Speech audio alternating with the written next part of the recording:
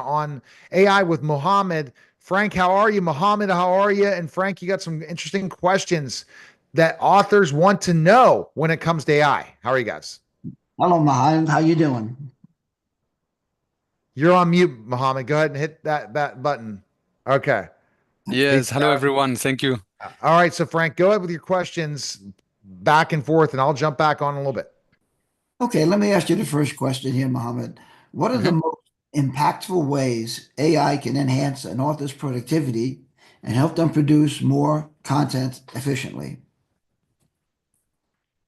Yes, it's so there is a quantitative answer and there is a qualitative answer, if I may. Mm-hmm.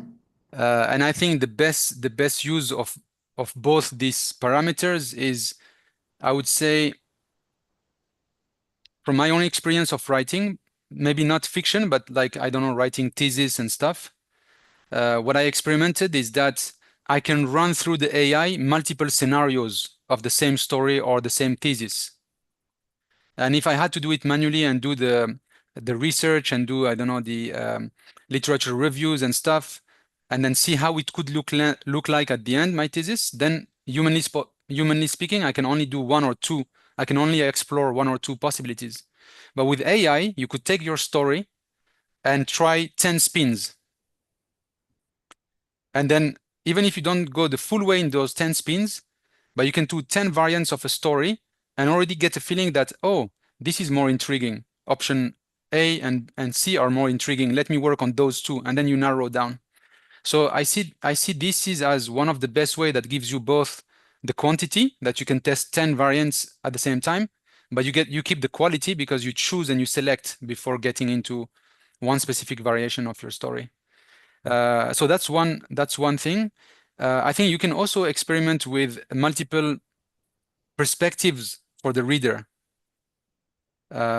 You could write a story where you can experiment a person looking at this, like you were talking with Neil about the World War II young American person that became a kamikaze. You could test that as the same writing. How would it look like for a Japanese young man reading this? How would it look like for a war veteran from the US? You could test with AI different perspectives, and then you can ask the AI, how would a person of this kind react to this scenario? Okay, good. I don't know if it makes sense, but that's where I see the advantage of AI is that it will not reduce your creativity, but it can give you some benchmarks or some perspectives of testing different ways of presenting the same story. Yeah, I'd like to show a real-time example of a book that Yes, I'm please. using and need to share the screen. Neil, can we share screen here for a sec? Do you see the share button? I think he enabled share screen. Do Okay. you see the share button over there? Yep, it's right here. And I will. Yes, it's coming up. I can see your screen. Yeah. Now let me show you what I wanted to do. And I Hmm. wanted to find out environment. I wanted to paint a picture of. I want to find out what a bar in Africa might look like. Uh, Yeah. so this is what I wrote. All right. Basically, it says, "Court remark looking over." The sparse dining area table sitting apart bar for a long acacia branch tree. I know. Mm, I asked AI to pump that up and said, now, normally, if before AI, I would have to go out and using the search engines and go out and look and find sites that describe yeah. bar, okay, in Yeah. those elements. These are chairs, the tables, a bar made from an acacia tree branch. Yeah. Yeah, and so that would take me a while to go through several different search results. And here's what I gave it to AI. Here's what Hmm. AI did. Makeshift saloons sat under a corrugated roof, open to warm candy, blah, blah, blah, blah. Said the chairs and tables scattered across the dusty concrete floor with a long bar, fashioned from thick branches and smoothed by years of elbow grease. ran the length of one wall, sparsely polished to place had the charm of it for to outpost. And that is that, for me to find that kind of information, obviously AI picked that information off of the web. Or so I let AI do it. To me, it would take me a long time Yeah, to. definitely. So this is going to what I was trying to say is that you can have a story and let the AI create the most realistic context or perspective of that story for you. And did you tell it that this scene was in Kenya, in Uh, urban Kenya? it knows because this is part of the book that I'm working on. Ah, very good. Yeah, so it knows.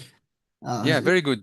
Yeah. That So I have another idea for you. Looking at this text, so let's take again this exercise that you did.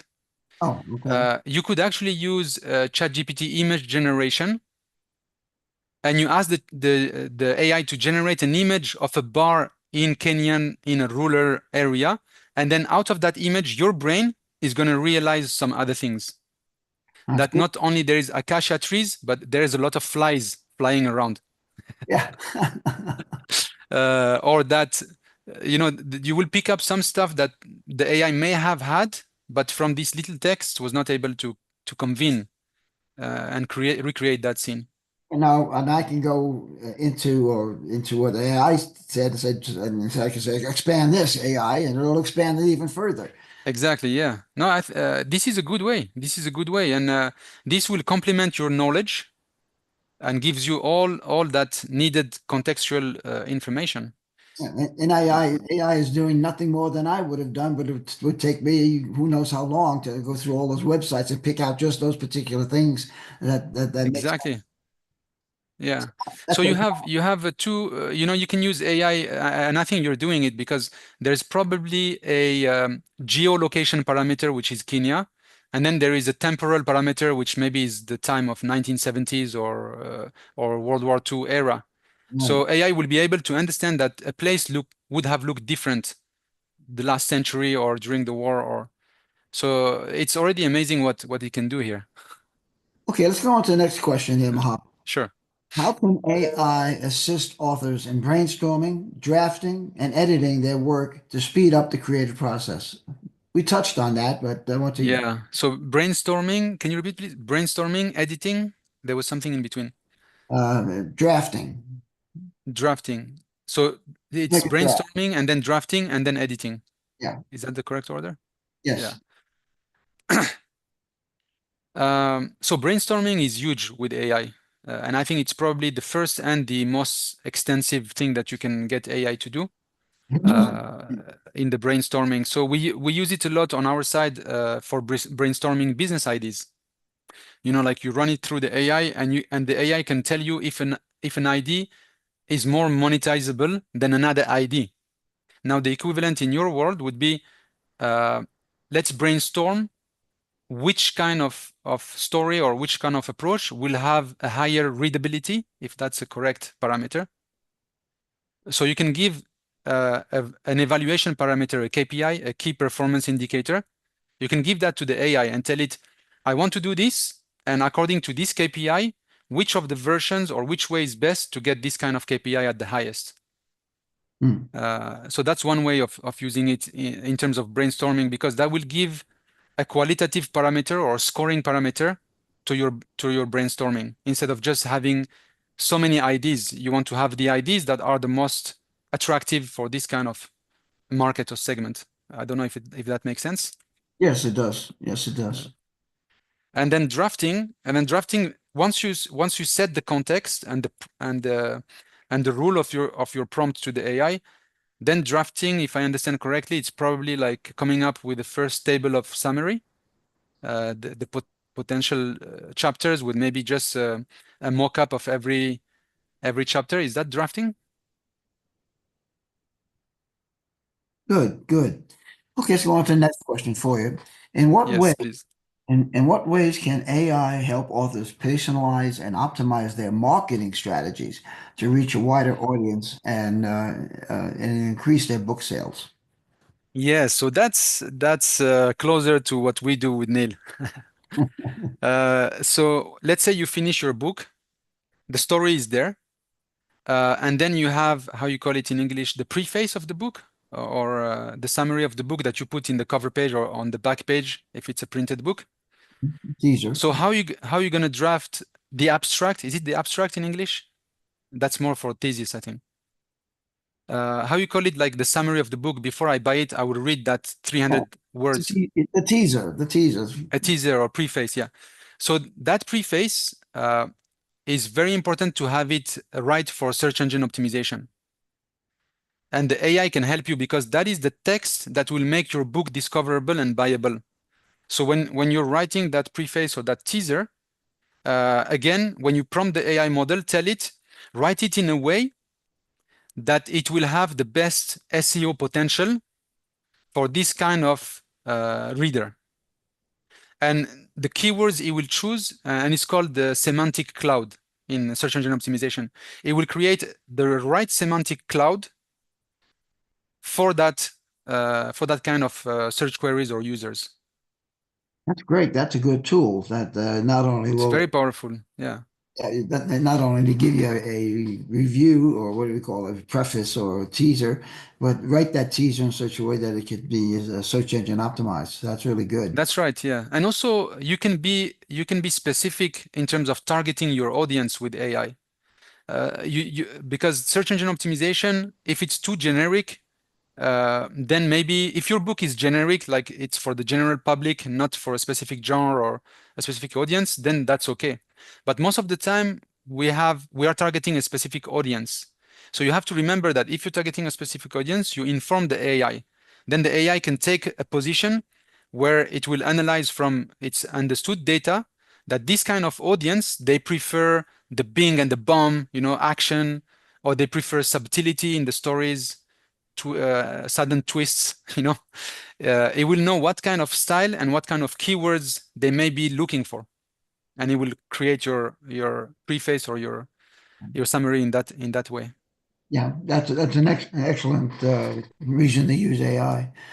Okay, Yeah, let's get technical. sure. How can AI tools help authors analyze reader feedback and improve their writing based on data-driven insights? Very good question. So for this kind of output, you need two things. You have your book, but you need the analytics from Amazon Kindle store. You need some analytics from somewhere that tells us who buy the books, when, and how. So if you can get some analytics data from whoever is distributing your book online, then you can download that data, send it with the prompt to the AI, and tell it, look at my analytics, and tell me what I need to do to better target my strategy. So you're looking at your Amazon ranking, okay?